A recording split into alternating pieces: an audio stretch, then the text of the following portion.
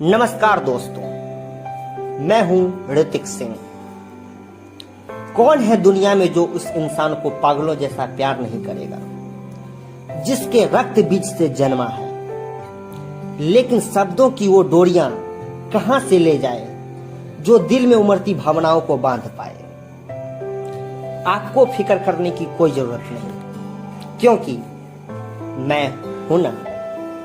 जो कुछ आप वर्षों से अपने पिता से कहना चाहते थे लेकिन कह नहीं पाते थे, आज वो सब आपके लिए मैं कहूंगा। मैं आपके साथ बांटूंगा पिता पर लिखी हुई मनोज जी की कविताएं। My daddy is the best. तो जो बेस्ट था, हमने उसके साथ क्या किया? माथे पर सुपर हीरो वाला टैग चिपका दिया। और सुपर हीरो तो कुछ भी कर सकता है, उससे थोड़े ही पूछते हैं आज मुश्किलों के कितने पर्वत पार किए, हमारी एक शर्ट सिलवाने में अपनी कितने कुर्ते तार तार किए, उससे थोड़े ही पूछते हैं हमारी डिमांड पूरी करने के लिए कितने ओवर टाइम किए, हमारे बचपन की एक मुस्कुराहट जीतने में अपनी जवानी के कितने वर्ष हार दिए। और वो बुखार वाली रातें, हमारी फिक्र में सिर्फ माँ थोड़ी जागती थी। कच्ची नींद में सोते तो पापा भी नहीं थे, किसी की नजर ना लग गई पर रोते तो पापा भी थे। तो आज हम एक काम करेंगे, जिन आंखों को कभी गैर से नजरों से देखा नहीं, आज उन्हीं की आंखों की इबारत पढ़ेंगे।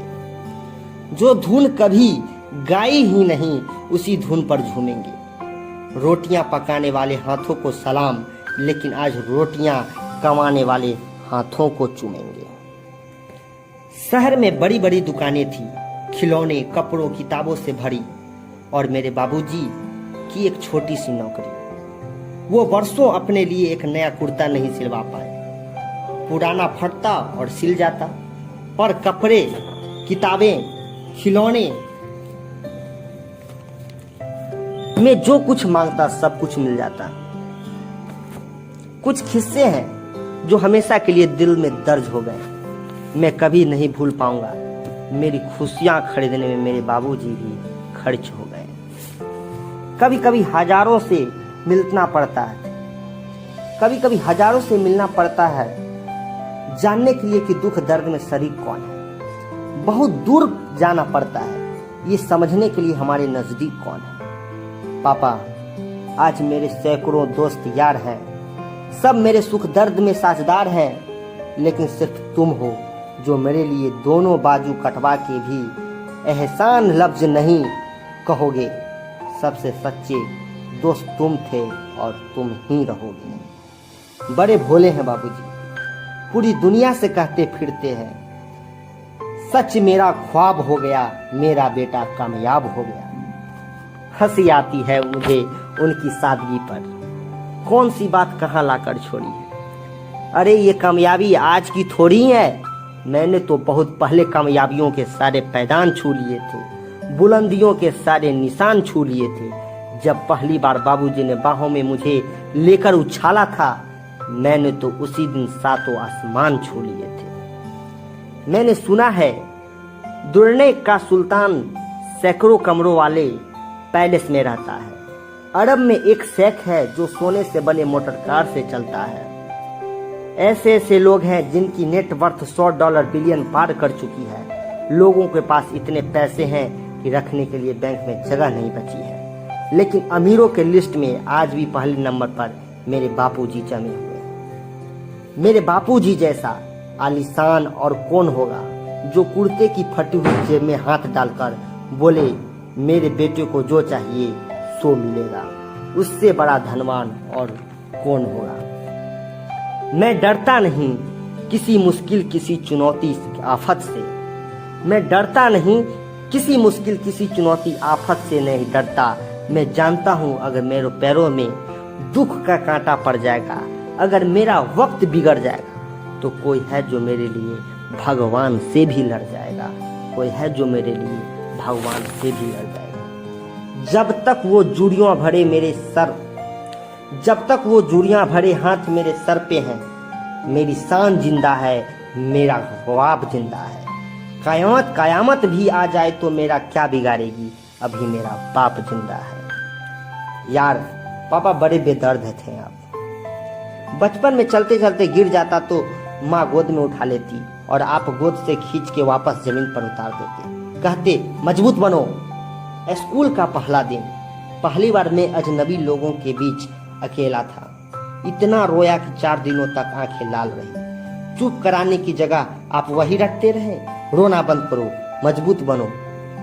जब पार्क में झूले से जा गिरा, मेरी चोट की तरफ आपने एक नजर देखा भी नहीं, वही पुराना टेप चला दिया, मजबूत बनो।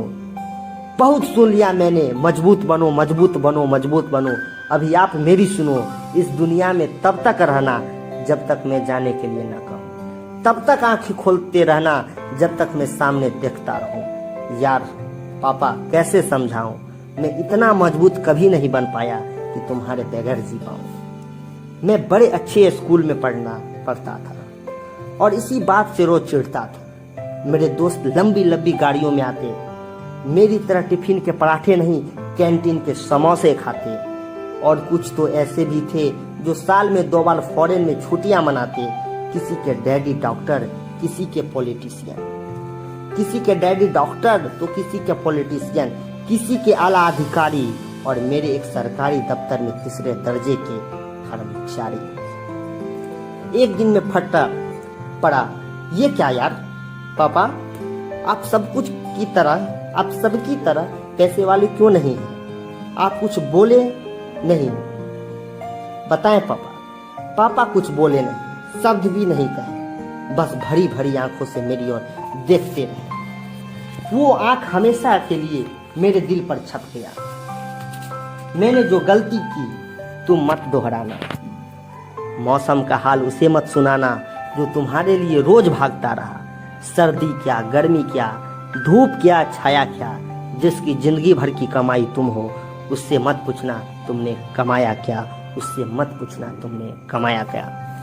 यार पापा बड़े नाइंसाफी हुई तेरे साथ। लोग माँ के बारे में प्यारी प्यारी गीतें लिख गए, बड़े बड़े कसीदे कह गए और तुम पीछे रह गए।